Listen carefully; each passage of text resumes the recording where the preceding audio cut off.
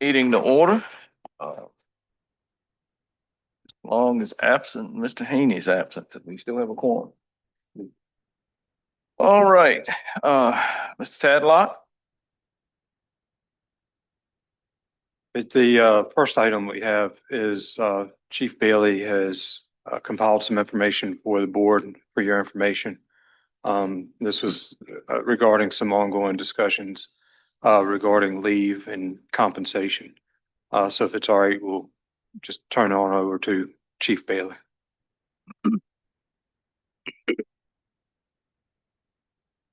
Thank you, Mr. Tadlock, Mr. Vice Chair, other members of the board. So I handed out a packet of paperwork to you. I apologize if the copies with the numbers aren't the best. If you can't decipher it, I'm happy to kind of go through it with you. And unless there are any objections, I'd just kind of like to go through the handout quickly, being mindful of everybody's time. So starting on it's actually labeled as page 2, the background page. The pay and leave, we've been talking about it for several months now, which I appreciate the openness to the board of being able to have these difficult conversations. It is fantastic to me to be able to get up here and have these conversations with y'all. But going back to the slide, so October 29th was the first time that I presented to the board reference to pay and leave. I know at last month's regular board meeting, leave was brought up to be readdressed this month. And just to kind of give you a picture, since October 1, we've received 2 ALS provider, 2 paramedic resignations, and then 1 tentative. I say tentative, but she sent me a follow-up this morning where she is actually going to take a position elsewhere, EMT basic. So that's where we're at currently. If we can go on to the next. So just to give those that aren't aware kind of a picture of what things should look like. So ideally, if fully staffed, we should have 20 providers, 5 providers per shift. This does not count myself or my assistant chief. That's the shift supervisor, 2 paramedics, and then 2 EMTs are hired. So 2 full ambulances and a paramedic supervisor, intermediate level supervisor, and a quick response vehicle. We do have the option to drop to minimum staffing, which is 16, which puts the supervisor onto the ambulance versus the quick response vehicle. And now we still maintain that 2 ALS level ambulance staffing. Yes, question for you. If you're fully staffed with 20 people, 5 people on duty. Yes, sir. With having that 5th person, that also allows for, if a person calls out sick, you automatically have that 1 person there. You're not holding anyone over. Yes, sir.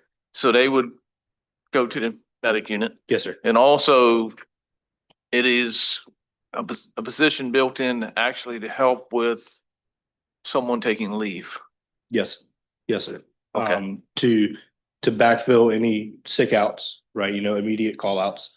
We would drop to that minimum staffing level. Any leave, anything like that. And operationally, and I think it's a couple of slides, but since we're talking about it, operationally, that is who we would send to assist the volunteer rescue squads if they get on scene and request ALS support instead of sending an entire ambulance. Okay. So as of 12/1, we're currently sitting at 13 full-time field staff. That's 5 ALS providers, intermediate or paramedic. We currently have 7 vacancies, and then 8 BLS providers. As of this morning, it's 7, with 1 confirmed vacancy now. Just to give a snapshot. What's your protocol for when you are minimally staffed and someone calls in sick or someone's on some type of leave? How do you handle things? So we'll mandatorily hold somebody. right now, the way the policy is written, it's one person responsible for the first 12 hours. So 6A to 6P, and then somebody for the back half, 6P to 6A, unless they won the whole 24. If that provider has already reached their cap, or they've been getting hit pretty regularly, myself or Ethan will step up and cover that spot. We did just roll out a new policy that addressed mandatory overtime. The staff are getting beat up, to put it pretty frank. And so we actually designated 2 people per day for, moving forward. So we will hold somebody. We page it out through our scheduling system.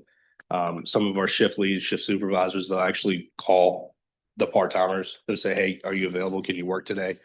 So if we obviously try to fill it with part-time first, then we fill it with voluntary overtime, then we fill it with mandatory overtime. And then if there's some even more extenuating circumstance after that, either myself or Ethan will get on the truck.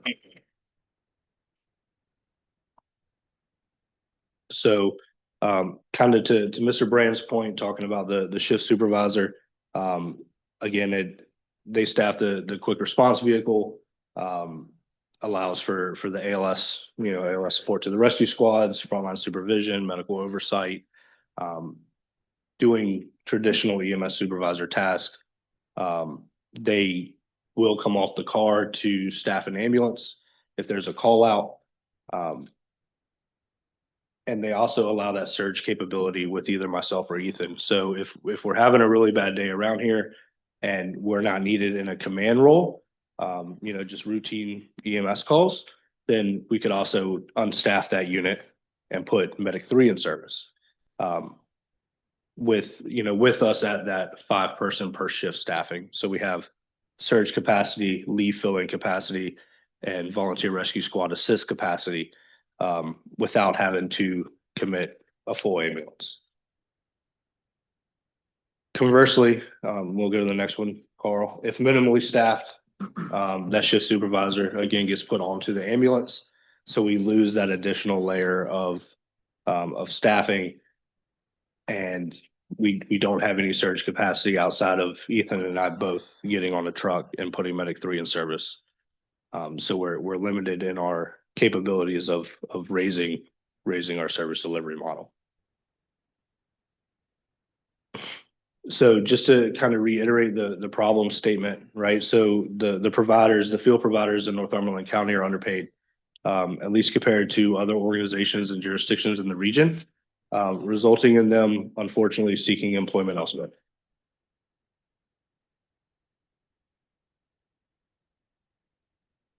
And so I put a risk statement, a couple risk statements up there, excuse me, because these are things that I look at, right? When I'm looking at staff and looking at staffing every day, these are the things I look at.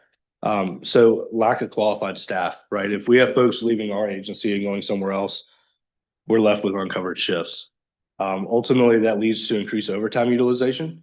Our overtime, fair warning, our overtime is going to be higher than budgeted for this fiscal year, because we don't have the staff, the normally scheduled staff, to fill in those vacancies. Again, that's also mandatory overtime. So that leads to point number 3, which is staff burnout. They're forced to mandatorily hold over, working them up to 72 hours is our cap. So some of these providers spend 3 days at the EMS house running calls. Ultimately, that results in provider burnout, poor morale, and decreasing mental health of our staff. And then to kind of wrap that all together, the biggest for the public comment is a lack of service delivery, right? So, we never want to put a truck down. We never want to have a decreased level of service. But unfortunately, if we don't have the staff, or the staff are burnt out and they're tapping sick because they just need a day off, we might get to that point where we're having to alter our service delivery model. And we don't want that. Carl. So a lot of numbers up here. I'll go through it. And I know the copies, again, probably aren't the best, but this is current pay This does include Ethan and myself. This is a department-wide snapshot. This is current pay of our staff.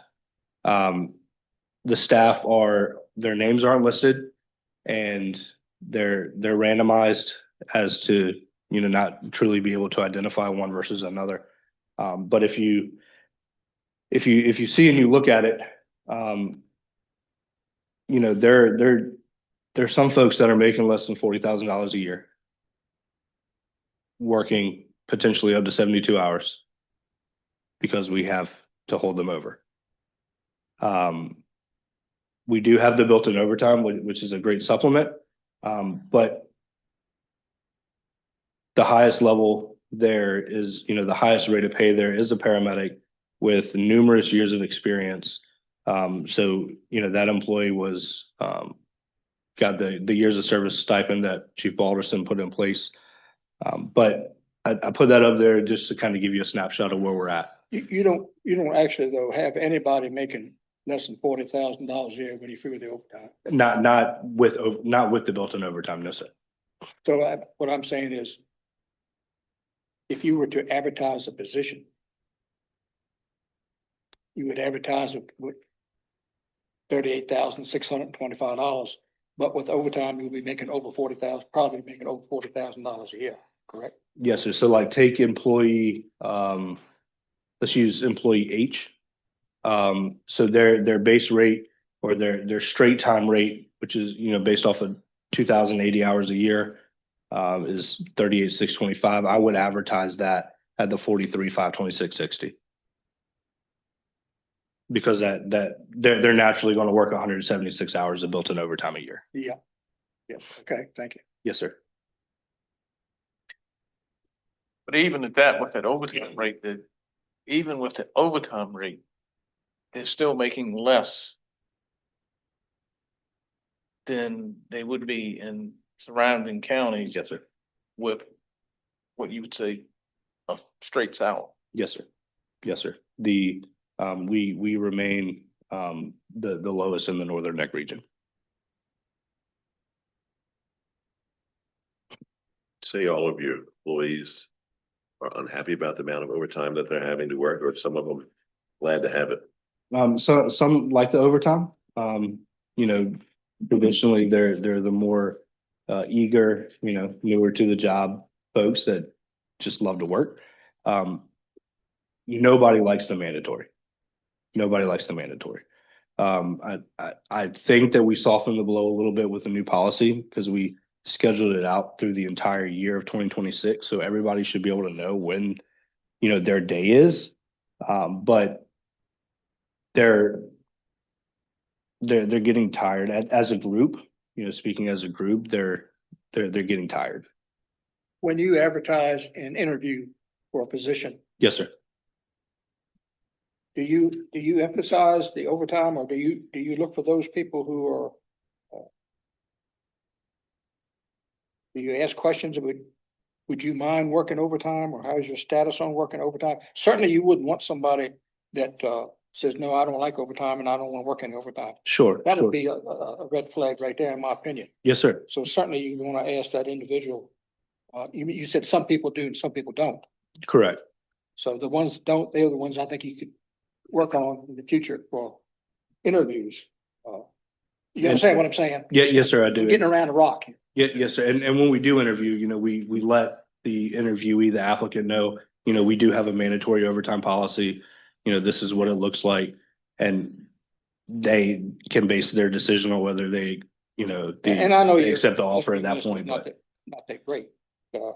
Certainly I would make a high consideration for an individual who emphasized they were interested in overtime. Absolutely. Absolutely. Yes, sir. When was the department last fully staffed? I don't have that answer. I know it's been like this for a while.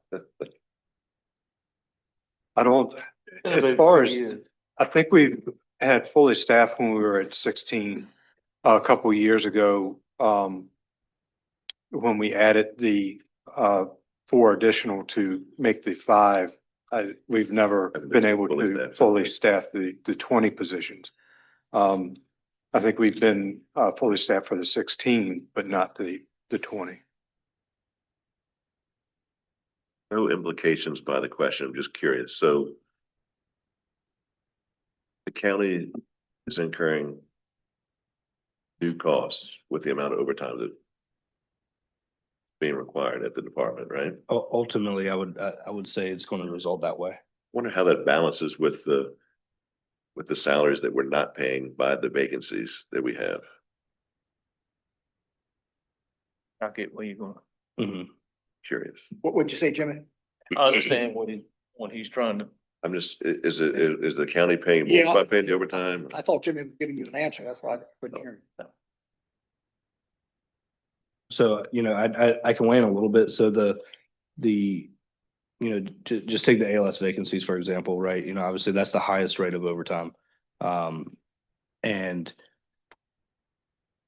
the issue with, yes, end of year transfers, to kind of cover that, and that's the intent at the end of this fiscal year. But if we were to dissolve, right, those FTEs to not have to pay that in regular salaries, and let's say look at that into overtime, that would drop us to a 3-shift system, which I address in here, and we could talk a little bit more about if that's okay at that point. But I did leave that on the table, but it's not a preferred option. I keep hearing time and time again, especially from Garfield Parker, that we don't have anything for our young people to do to stay here. They all go away to college and they leave here and they have to do something else.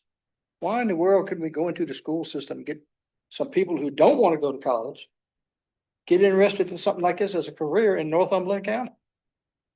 No, that's not exactly what we're talking about here with you. I'm sorry for putting in like that.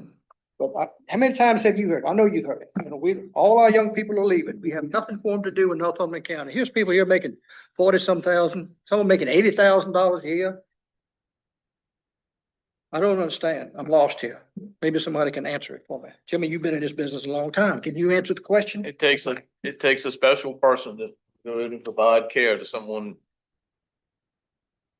in their worst day, having one of their worst days, whether they're sick or they're injured. So are you telling me we don't have those people in Northumberland County? I'm not saying we haven't really gone into the school system to Yeah. Well, I don't want to take too much of his time on that, but market that, but I think we need to have that discussion at a later date, Yeah. because it's some reasons why we don't have yes, young people. And And that is something that's on my radar, is to work with the superintendent to. one of my concerns is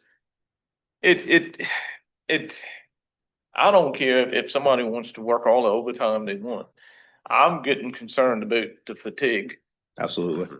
How can a paramedic go out and, I mean, I'm not saying a basic EMS provider doesn't have responsibilities, but you get at the paramedic level where you start pushing drugs, it's very critical. You have someone that's burnt out, they're fatigued, not thinking clearly. So, that is a liability on the county, liability on our OMD, and it's a liability for that provider. I mean, it don't make any difference if it's a deputy. If a deputy is out here working too much overtime and they get burnt out, that becomes a liability as well. absolutely. And that's when you start making mistakes and bad habits. Yes, sir. I don't know of any EMS department or agency right now that doesn't have vacancies. I know another one that's in just as bad a shape that we're in. And I just think we're gonna lose more people. We got 7, 8 vacancies now. We may not get to the staff of 20, but we definitely need to get back to where we can at least maintain 16. You know why those other agencies are having people leave? Is it all about money for every agency? On one in particular, that's, yes. Some internal issues with a couple, But, you know, money is the driving force behind it, benefits, and not many of the younger ones look at their retirement until Mhm. you start getting someone into age and maybe in their Mhm. thirties, and if someone in their thirties to come to work for you, they're looking at what they're gonna get at the end of the Down the road. down the road. Mhm. So that's when that BRS high-end retirement comes in. But the biggest problem it is, it's more vacancies than it is providers. And the county is the lowest paid. And you know, the other counties have kept up with it pretty good. But I believe you've lost one to Powhatan.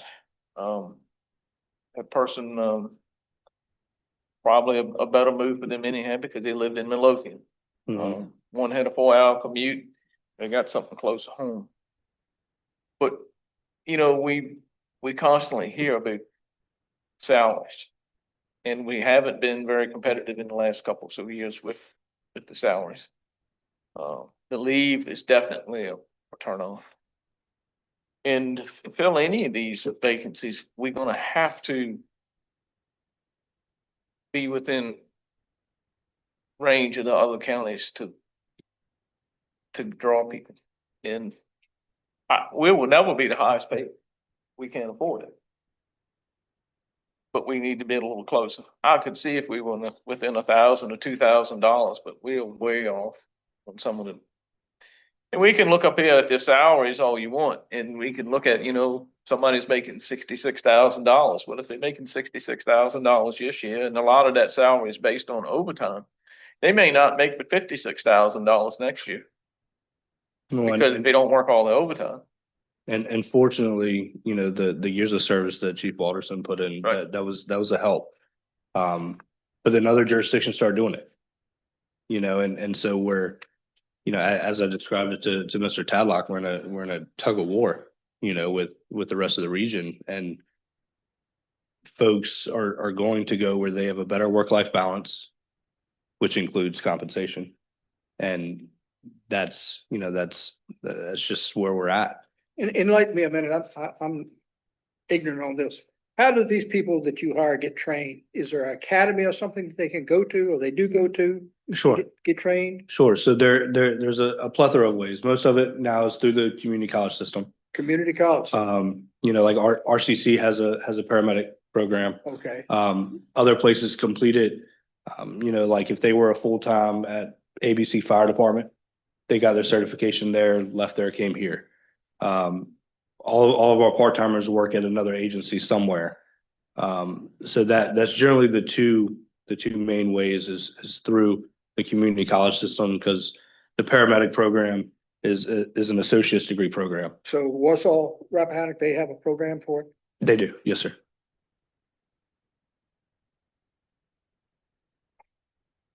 What is the, from somebody starting off from scratch to when they can come step in the vehicle and go to work? What kind of time frame are they talking about? If they want to work it through and get it done? About 3 years. 3 years? About 3 years. 3 years? Yes, sir. From to become a paramedic. Yeah. So you want to go to paramedic school. You start with the EMT basic school, and then you work your way up, and then about 3 years to be cut loose, released to practice, have enough experience to do it independently, and get your certification and everything to be a released Is advanced this life going to support school provider. every day? Some programs. 3 years? So EMT classes, how long? 100 and I'd have to get exact. I think it's about 150 to 180 hours. Yeah, Then you got to evolve. And a precept. So you're about 250 hours. And what I'm getting at is some larger departments hire people, they put them through an academy. And if they hire someone, they put them through the fire academy, it's 22 weeks. That's for your fire cert. Yeah. For the ones that don't have any EMS background, they go through another 5 or 6 weeks to get to at least their EMT basic. Mm-hmm. So if we had someone and we, in the county, decided to go the route of hiring 4 people, 5 people, and have someone here to teach an EMT class and pay them their salary, starting their salary and their benefits. Go through that EMT class, and to keep a job, had to pass that EMT class. You could probably have someone up and running in about 4 months As an EMT, as an EMT basic. as an EMT basic. And once they got that, if they chose to do so, I'm trying to get educated here. Mhm. And once that was achieved, then they could go to work and get the rest of it as they were working? Yes. They could go and take the classes through RCC to get their enhanced or L and carry that farther to get to paramedic. But it could take them another 2 to 3 years going through community college, or 4 years, to how long it would take them to get their paramedic. But that is giving you a basic Stepping stone. stepping stone. No one around here's tried that. Richmond County's had EMT classes, then they've hired the people out of there from EMT class once they pass. But I don't know if it's a program that we don't ought to look at. Is we really having a hard time hiring people. At least try it with a basic program. And Rappahannock Community College has the EMT program. They do from the basic level to the paramedic Right. level. Ethan and I have talked about that, kind of like an EMS academy, Right. if you will. The issue is, okay, let's say we hire that with 5, 10 EMTs. Yes, we need EMTs, but we need paramedics. Right. I can't run I could, but for service delivery, I can't run just 2 EMTs on ambulance. I need one of the pair to be at least an intermediate.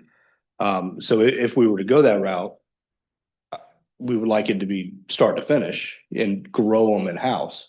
But now you're looking at increased costs, obviously. But that is an option that we've thrown around is, can we build this internally? And, you start with a recruit level salary, no different if you got hired by Fredericksburg Fire Department, right? You start with a recruit salary and then work your way all the way up.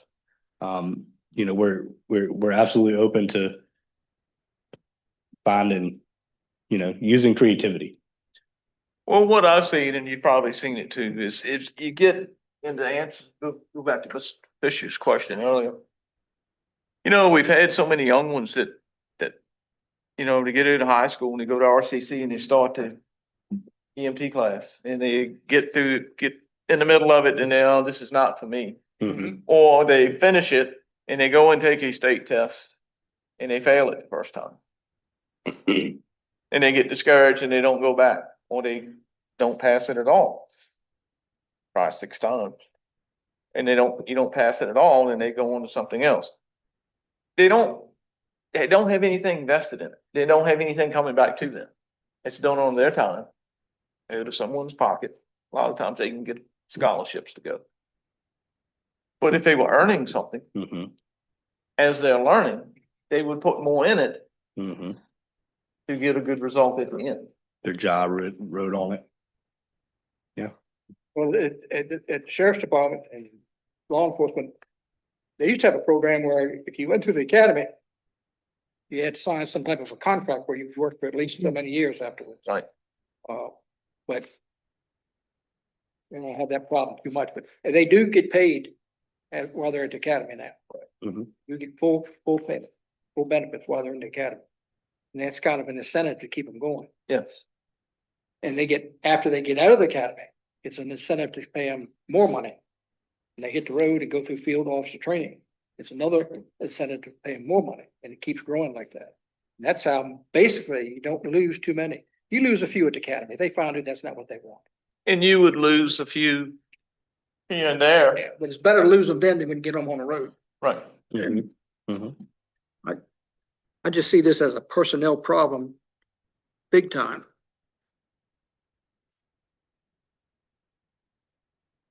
Carl, if you don't mind.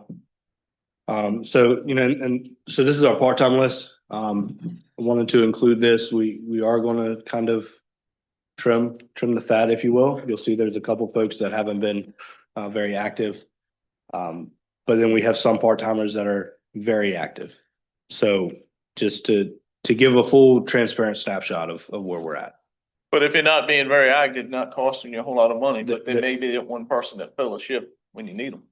Correct, I correct. wouldn't, And if they were active a little bit, it might take the load off some others. yeah. Well, I wouldn't, and you know, so we did just update our part-time policy to where we're asking for 36 hours of availability a month from our part-timers. All part-timers. And that way, either they could do that by picking up a shift, you know, pick up a 312s or however they want to do it, or they submit availability. I plug them into the truck. Now I can move one of the full-time paramedics to that car and give them a break. Part-time, go and work So when 20. they submit availability, they're not actually working though, they're just available to, So- is that right? We'll still generally schedule them and bring us up to that 5 for that shift. Okay. And that way, then like my shift lead, I could take them off of the ambulance, put them into that supervisor vehicle. And it'd be the way it's supposed to be. Carl, thank you. So just some options, right? So I didn't want to come to the board without options. The first option, it goes to the presentation that was made in October with the pay rates, the recommended pay rates. That's where these numbers came from. Basically, this option just starts at January 1. So I wanted to give a full picture. So, you know, what would it take to bring our rates up to what was proposed in October? It would take $130,079.30 if we were to do it to start of the new year. For salaries line, the part-time line would kind of be determined based on how many part-time staff maintain. And then you can see the number for the increase and then the various benefits that Miss Mary was able to pull for us, FICA and VRS and so forth. With all these options, we do have one EMT that's currently in paramedic school. So regardless of what we do, I will have to add a 15% increase for that individual employee's salary starting July 1. And then 5% as a buffer for folks that want to go to advanced school. We don't, even with where we're at, we definitely don't want to inhibit somebody from going and getting these higher level certifications because that's what we need.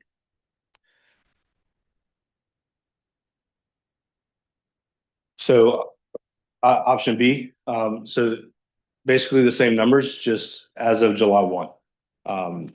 So if we were to bring everybody up to the salaries recommended in October, it would take 260,000, 158.60 to bring everybody up to where we proposed in October. And then obviously same thing with the part-time, and then you can see the overtime increase, built-in overtime increase, and the fringe benefits increase as well. Tell me again how you came to the competitive pay rate for each position, Yes, sir. So I took basically the average of and who did you include? Richmond County, Westmoreland, Essex, and Lancaster. Didn't include Richmond? You did include Richmond County? Yes, sir. Yes, sir. So this is what the proposed numbers look like. You know, if we were to go with the proposal in October, per employee, based on each employee, this is what salary numbers would look like, including the built-in overtime. That's what the total yearly number looks like.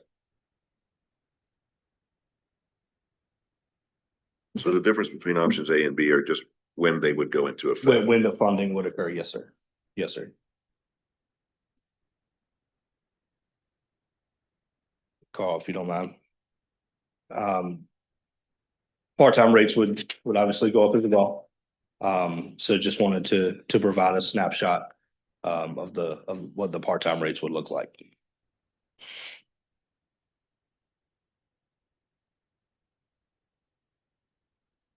So I put option C in here, which is a 10% increase to the hourly rate of each employee. You know, I understand the first two options are big asks. You know, we're talking many hundreds of thousands of dollars. So I wanted to present an option that was a little bit more manageable and a little bit more palatable. And so I settled on the 10% number.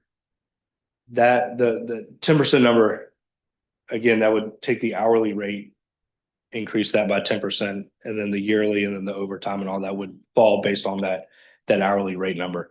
To get there, we only need just over $40,000 in the salary line. Part-time would remain varied. Just over 12,000 or just under 12.5 for built-in overtime increase, and then there would need to be the fringe benefits increase as well. But with it being 10%, with it being a percentage versus a flat number, I wasn't comfortable doing those figures. I wanted to default that to Miss Mary.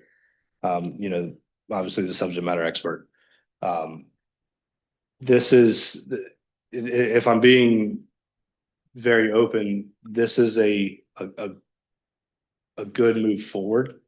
It gets the staff, and when we get to the salaries page, you'll see what I'm talking about, to a much more competitive level with limited additional supplemental appropriations from the county. Moving forward, yes, sir. So all of these options are being considered, assuming that you're fully staffed, is that right? At the 20, yes, At sir. the 20 employees? Yes, sir.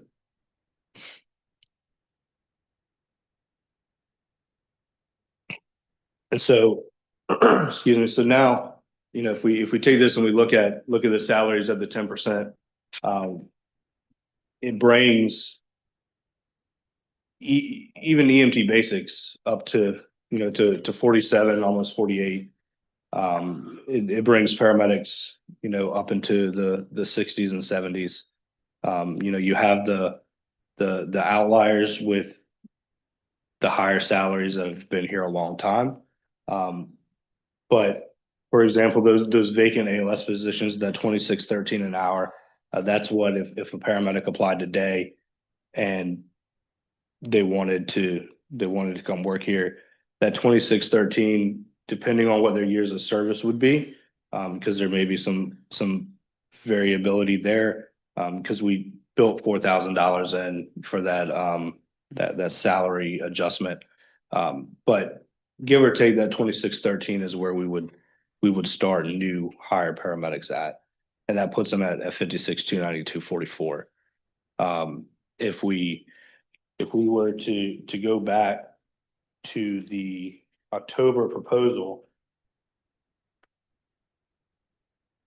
the overall paramedic salary that we were proposing was 65,650.09. So That was the option A. correct. Yes, sir. So How far off does this 10% increase option put an ALS provider from the local average with the same counties that you used to? so we're still about $9,000 off in yearly, you know, combined overtime. They And would be at 65. 65, 650.09 is the average number that I got.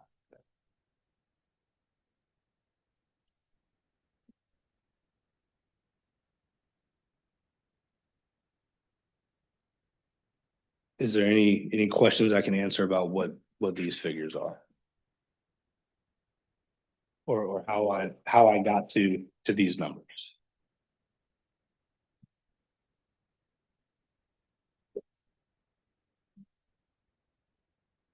Carl, if you don't mind, please, sir. Part-time, again, you know, I'm not spending a lot of time on the part-time numbers, but just wanted to be known that obviously as full-time goes up, they would go up as well. Which would hopefully, you know, if I'm speaking hopefully, have some of the less active part-time be more active, because now it's more lucrative for them to want to work here. So just a transparency slide. And so this is option D. Mr. Williams, this goes back to, you know, the question you asked at the beginning, you know, in reference to the 5 vacancies and this and that. So there is an option to go to a staffing of 15 field personnel on a 3-shift schedule. The big problem with this is we don't fall under the FLSA 7K exemption. So what that is, if you're unfamiliar, it's the firefighter exemption, which allows you to work up to 53 hours a week without being paid overtime. We're still 40-hour, my field staff are still 40-hour-a-week employees. So any shift model that I played around with, and I have the calendars if you want to see them, drastically increases overtime rates, overtime burn rates. I mean, you're looking at sometimes 48 hours a week per employee. Just because we're lopping. Have to work over 60 hours. We're lopping a shift off and we're still having to pay the same. But there is a counter to that too, and that counter would be that you've eliminated 5 salaries, right? Correct. And at, let's call it, even numbers 55 a year. So that is an option.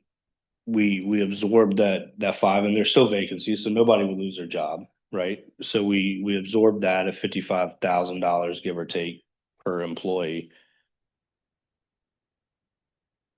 Yeah, so you're just shy of 300. It's something we could entertain. What do your employees think about this option? So the ones that I've spoken to, they like the 4896 idea. There are 2 kind of general schedules in fire and EMS that everybody loves. It's the one we're on, which is 2472, and then the other is the 4896. Everybody I've spoken to so far, which has only been a few, because I didn't want the rumor mill to get out of control. But everybody I spoke to so far supports the 4896 schedule option. It's an option. But what Go ahead. about the fact that they'd be working just with 3 shifts? There no issues. I mean, that's what they're doing now, except with overtime to fill the 4th one, more or less. I mean, what would you think if you were an employee at the county and this was presented to you? Personally, I wouldn't want to work 48 hours, 2 days on. That's me. For the single folks, it really wouldn't have much of an impact, but for someone with kids, it may. The shift that they have now is one of the main things why some of them come to work here. Mm-hmm. And I don't know if we would lose any more people if we went away from a 24/72. Right. But I mean, I would leave it up to them to work the shift that they want to work. I'm not going to pick it for them, but like I said, for me, I'd rather work 24-hour shift and do something like a Henrico schedule where you got a 5-day break. Mm-hmm. And and that's like the it's close to the Kelly schedule. Yeah. So that's an option. And that's like you got that. You got 24 on, 24 off, 24 on, 24 on. And you got the 96 off straight. So that would give them time off. But it's not going to stop them from being called back in for mandatory overtime. Don't agree with that. Correct. Now, what that would look like would, let's just say it starts with A shift, right? A shift works Sunday, Monday, but there's a call out on Tuesday that we can't fill. So somebody from A would get held on to Tuesday, but then you still have the second day of that B shift, right? So then we would bring somebody from C shift in early. And so then it would be 72-72 versus 48-96. I could tell you the feedback from the few staff members I've talked to is, well, we're already working that anyway. Yeah. With less of a break, because instead of 24-48 or 24-72, they're working 48-48 or 72-24. So, the time, and without speaking for all of my staff, the majority of them are working that in overtime and mandatory overtime. The biggest thing is the price point. What would that price point look like how much could we absorb? And do we, what does that look like for overall yearly salaries still? Because now ultimately we're going to ask the staff to work more because they're with that schedule, you work 2,196 hours versus 2080, right? So we still might have to do some adjustments. But it's an option. It's an option nonetheless.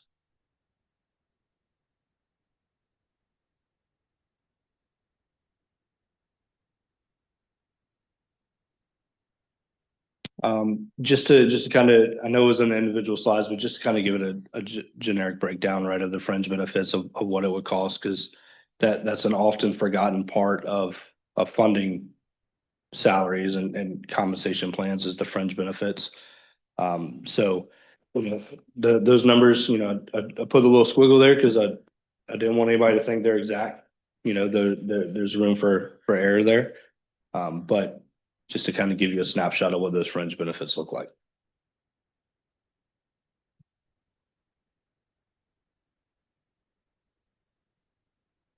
And so I'm not going to come to the board and ask y'all for help and not tell you what we're trying to do internally to help fix the problems either. So we have made several part-time offers since October 1st, several of which are, two of which have been paramedics. Three, excuse me, paramedics. One is a very active part-timer. And we expect the other two to be as well. As I mentioned, we did adjust our part-time policy to make it a mandatory 36 hours of submitted availability that part-time staff should be expected to work. And then we also put a limit of 3 months of inactivity there. If you're inactive for 3 months, we want to know why, so we can know if we can rely on you or not to fill these holes. We adjusted our mandatory overtime policy. So instead of, staff not really knowing, am I going to have to work tomorrow? Am I not? They can't plan their life, which leads to part of the frustration and part of the burnout. We adjusted our mandatory overtime policy where staff can look through the entirety of 2026 and know exactly what day that they are eligible to get held over. And then Ethan and I get on the truck. That's where we're trying to take some of it. For example, I won't be in the office tomorrow because I'm riding the truck tomorrow night. So I'm covering the night shift so that somebody doesn't have to get brought in 12 hours early. But that's a Band-Aid fix, right? Because we have our day jobs, as I call it, that we're also responsible for. But we're trying to stop the bleeding a little bit. So we're trying to do things internally. I don't want you as the board to think that we're just coming and asking for money and not doing anything about it ourselves. We're trying. Our last advertisement on Facebook, I didn't put this in there, but I put up an advertisement. It might have been late last week, maybe over the weekend, that one of my staff built a hire and flyer. It got over 7,200 views on Facebook. And that was phenomenal. And we've gotten some inquiries, some employment inquiries about it, but nothing really definitive. I reached out to Miss Morgan. We're going to work on maybe getting some up on Indeed. I put it on my LinkedIn, right? So we're actively advertising, and we're trying to do things internal to help fix these problems without just relying on the board. But unfortunately, we're getting to a point where we're running out of options.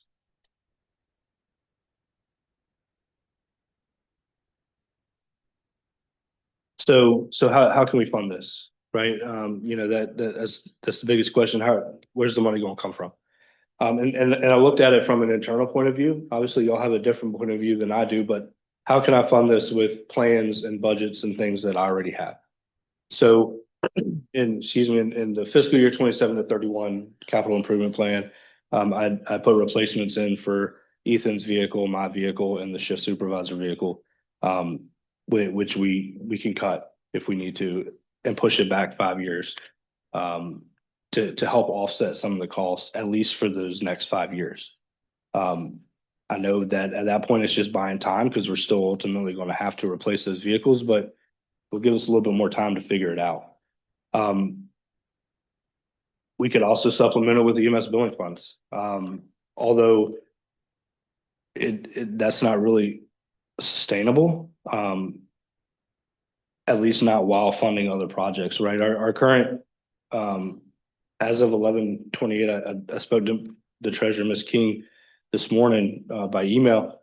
We're at 621, 697.74 in our EMS billing account currently. Our EMS billing revenue is about $30,000 a month, give or take a couple thousand either direction. Except for November, because of the government shutdown, Medicaid and Medicare reimbursements were late, and we didn't bring in over $1,000 for this payment drop. But I wanted to put those figures up there and kind of let you know where we're at, right? And we are willing to move things around and do what we need to do to help offset some of these costs. The other things in the CIP are patient care driven items that we really can't sacrifice. The replacement ambulance. I don't know if y'all seen the CIP yet, but a side by side for these hunting accidents that we continue to run. New ambulances, ventilators, right? Those are patient care driven items that we really can't sacrifice because that is what keeps us above everybody else in providing the citizens great customer service. But, things like my truck and Ethan's truck, those are things that we can live without for 5 more years if that means that my folks are taken care of and we're able to help bolster what they're bringing home every month. So that's the last slide of the presentation. Thank you sincerely for being willing to hear me and have those difficult conversations and let me take even more of your time talking about this. I'm passionate about it because my folks are, and I want them to be taken care of. So from me to the board and to Mr. Administrator, thank y'all for allowing me the opportunity. Tell me a little something about this monthly EMS billing revenue. Yes, sir. So, we bill for service, right? We bill for ambulance transports. And so we use the Northern Neck Planning District Commission to handle the billing. So every month, and Mr. Tadlock, correct me if I'm wrong, because I'm still learning the nuances of it, but every month we get basically a drop from what they pull in. So they send out the bills, they collect the billing money, and then they give us a check deposit, however it comes, short their part, service fees. And then that gets put into the EMS billing. What is the service fees? It's still 5% low. It's 5%. 5%. 5%, yes, sir. And so how much of this is, let's just say you got down here monthly EMS billing of 30,000. How much of that is insurance? So that 30,000 is what we get. Yeah. I don't have the breakdown of that number, what's self-pay versus insurance. But how much do you normally bill out and how much do you actually get normally? So, and actually, if I get my phone, I can tell you what we just recently billed. I'm looking at some basic. They've got a very good collection rate. It's in the 90% range. Yeah, and everybody in the region uses the Planning District Commission. So it's a 5% billing, just like Mr. Tadlock said. And I can tell you for November 2025, there was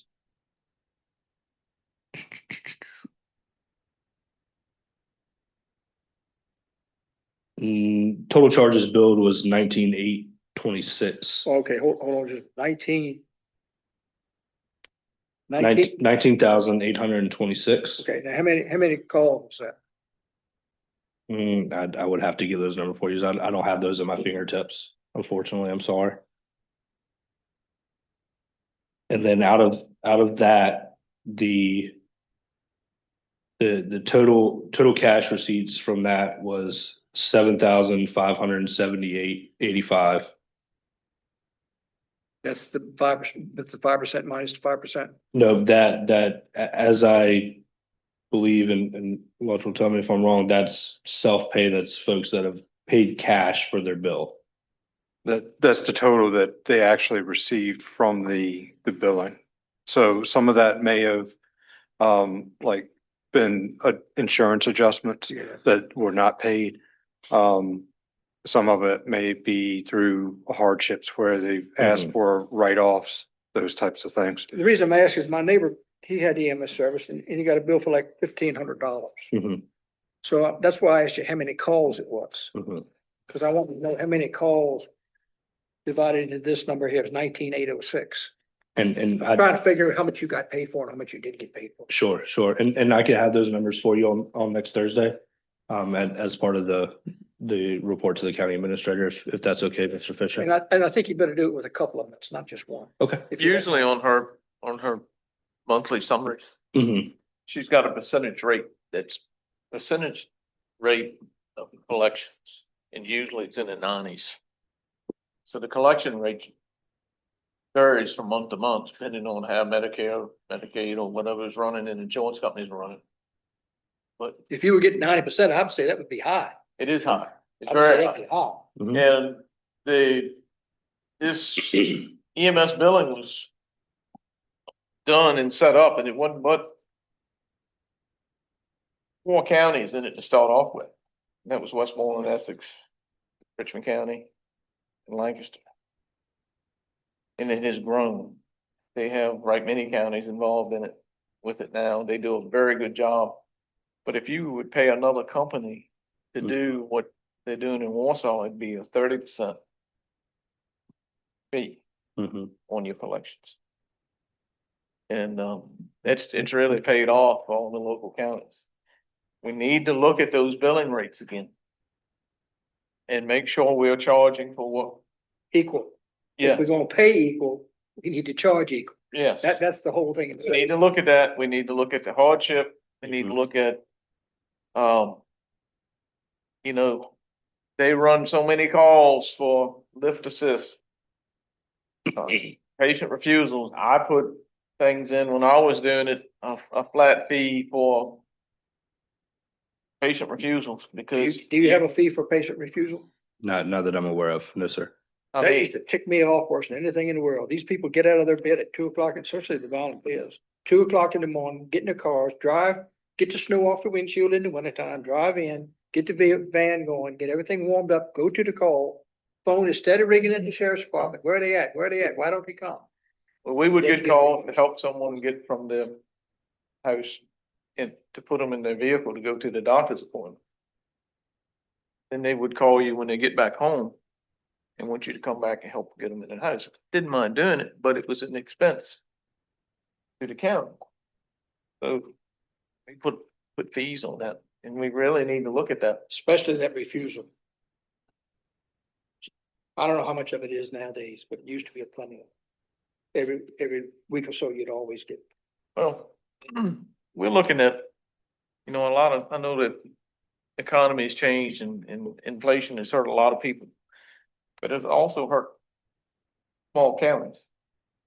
I mean, years ago, you could get an EMS unit for $160,000. Now it'd probably be 600,000. Well, when I built our CRP or CIP, excuse me, and with a paid in full discount, for a new ambulance fiscal year 27, we're looking at, I think, $455 and some change. And what, 2 years to get? At least. So, and I know you put on there your vehicles. Keep in mind on your vehicles, I look at those vehicles as quick response vehicles as well. I really don't want an individual running up and down the road and It's just like the deputy's call. Mhm. Don't have any business running up and down the road, going to a call, in a vehicle that's got 150, 200,000 miles I don't disagree. on it. You know, we're just So- trying to offset where we can. Right, and I understand that, but you know, I like keeping for these vehicles that are response vehicles, we need to keep them up. Keep them. Get them out of service if they got too many miles on them like that. They could be used somewhere else, but make sure we don't, The liability aspect in itself is astronomical. so, like I said, we need to have a discussion on the EMS bill rate. Again. I guess, Luttrell, can we get, Chief Bailey, would you mind getting Mary Kay to give you a comparison on what everybody's is charging and what they're charging for and get it back to us Thursday if you can? Yes, sir. And I don't know if the state's still got any grant money for EMT class, not. So I know the advanced class that we're looking at doing, VCU had a rural EMS Okay. education grant. Okay. That we're actually going to tap into, hopefully, if it comes to fruition. You know, we're kind of Mid-County and us are kind of talking about where and how and the details. But that's off of a VCU. Not a hybrid class, is it? I think the option is there. But we haven't even got that far with what do we want the schedule to look like? You know, if we have employees going, do we TDA them for the day? We haven't gotten that far in the weeds yet. But I do know it would be funded off of the rural EMS education grant. Yeah, that was the grant I was thinking that I couldn't remember what it was called. If you had a charge for those refusals, probably cut down on some of the refusals. I do the insurance would pay for it. So Chief, I just forwarded to the board, I had emailed, Mary Kay earlier this week to see what the billing rates were for each locality. And I just forwarded that to the board, with those particular rates. Awesome. And I know, this is Chief Hardy gave it to me when I first got in about the consideration of regionally raising billing rates. You know, I don't want to speak too much on it because I don't know all the details, but I know there is at least conversation about billing rates going up through the Planning District Commission. Is he still on? I don't, Assistant Chief Harding is online. I don't know if he's, Hey, Owen?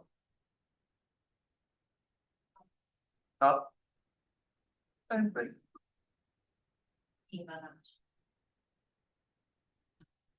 hey, Hey, can y'all hear me? I was having trouble with my mute. yeah, we can hear you. Okay, so I do know at one point in time they were discussing raising the rates due to the medication costs that we incurred from the FDA DA implementation of laws last year, where we're now having to buy and provide all of our own medications. I believe that they had tabled any further discussion of our numbers that we had used for the year to be able to. I can translate when he's done, if you want. I got a gist of what he's Yeah, saying. so I got it. because of the medication Yeah. costs that we Okay. didn't have, you know, because we're doing our own pharmacies now. They're raising the rates and, but it sounds like it got tabled and there hasn't been any definitive answer moving forward. Okay. Just to follow up, what they were looking at too on that is, they wanted some time to see what those costs would be. And they felt like that they needed several more months in order to evaluate that before they implemented any specific cost.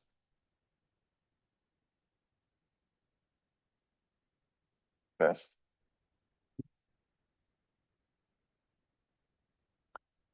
Have you had more time to, welcome to look at the leave? Updating their leave? So we did provide November meeting, the policy, proposed policy change for the 24-hour shift. Those that work the 24-hour shift, not for the administrative staff. And that draft policy is, board has that. If you all have any specific questions related to that, we can try and answer that. Y'all have time to review that? Reviewed it? I'm not. Maybe we take a look, we need to take a look at that. Let's have a discussion on just that. Oh, next week if we can. I think we need to show the EMS staff that we are trying to make a good effort to get some of these things fixed, and I think we could take a look at that leave policy and maybe get that pushed through its first step. And I think we need to look at some more of these numbers and the best way to go on the compensation. That's not gonna work. That's not gonna be a quick fix. I mean, it's gonna take a little bit of time to get numbers figured out on that. But I think we just need to show that we're trying Well, to and perform a good effort and do some things. To me, I think if they could earn some leave and be able to take some of that leave off to have a break would help some. I mean, it's rough. If you take off 24-hour shift and you gotta work all those months to get another 24 hours to take off, that's not good. one of the other things that the board had asked that we look into is increasing the multiplier for VRS, the hazardous duty. And that would be for both law enforcement and EMS, and that would be going from the 1.7% to the 1.85% multiplier. But our rates are going to change beginning of next year. So one of the recommendations would be to wait to see what those rates would change to in January, February timeframe, because ultimately that's going to have a big impact on the fiscal year 27 budget as well. So just to let you know that we have checked on that, but we would be waiting until January, February timeframe to get some final numbers. We do not need to do, when we brought the EMS staff in several years ago, we had to do an actuarial study.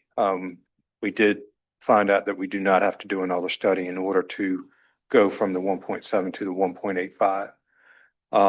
But if the board does decide to do the 1.85% multiplier, it's permanent. You can't go back. So just letting you know that we did do some research. And I think I told you I know of 2 counties and we're one of them that still use the 1.7. Can you kind of do some fact checks on that to see what some of the other counties are doing? Sure.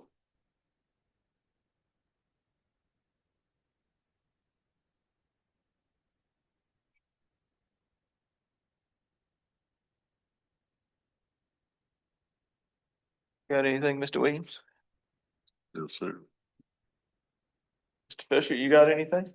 Only I am pleased with hearing that 90%. I didn't think it was that high. Just estimating and what little bit I know. I think 90% is pretty good. The folks over there at the Planning District Commission, they do a fantastic job for us, and they're very responsive, and they're quick to turn the funds around, and they do a fantastic job.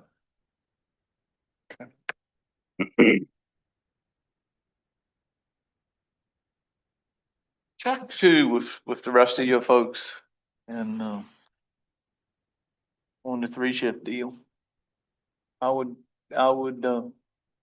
make sure I talk to all of them, and I would not tell them that we're actually gonna do that. We just trying to figure what's the best move. We want their input somewhat. Yeah, Yes, sir. I'll send some out to them. I mean, email is the best way to catch all of them. yeah. But I'll build some and send it out. We're trying to look at the staffing and what will work Absolutely. well for them and help get some relief for them, and because we got a lot of work we're gonna have to do to get some of this fixed, and it's, Would with looking at the 3-shift schedule, because it does change their hours work, do you want me to look at that and what that would look like in terms of total compensation as yes, well? please. Don't want to take anything from them. I mean, I don't want to cut them short. Just want to make sure I do. So you don't want to make changes they're not gonna be happy with. Right. Absolutely. And that will help us determine what direction we need to go in. Yes, sir. I think you've done a very good presentation. Thank you, sir. Absolutely. Excellent. Thank you. Yes. Okay, we got anything? Just have a couple items we want to talk about in closed meeting. Invite Chief Bailey in on personnel matter. Okay. If you all have time. All right, so ready to go in? Need a motion to, for the Northumberland County Board of Supervisors convene in closed meeting pursuant to Virginia Freedom of Information Act, Section 2.2, 3711A1, for the discussion and consideration of personnel matters. Invited to attend the closed meeting as necessary are the County Administrator and Chief Bailey, as they are deemed necessary, and their presence will reasonably aid the board in its consideration of the topics to be discussed pursuant to Virginia FOIA Section 2.2, 3712F. Have a motion? So, Second. All in favor? aye. Aye.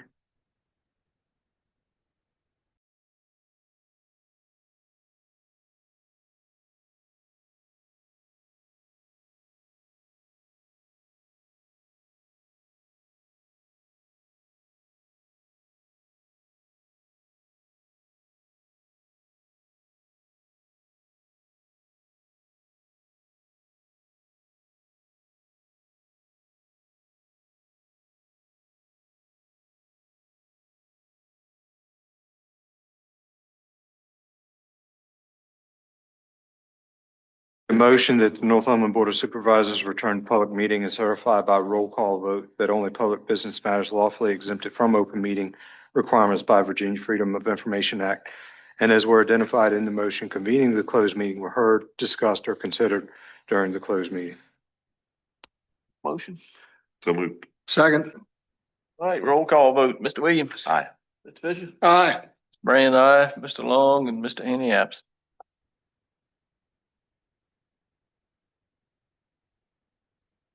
What else you need? We good? That's all we need, and just, we can go ahead and adjourn because we've got the Okay. meeting next week. Is Motion to adjourn? it held over or is it? I would go ahead and adjourn it. Okay. And I will say if we need to have another meeting due to interviews, we can just call it at that time. Let's go. So, motion to adjourn? Made. Second. All right, all in favor? Aye.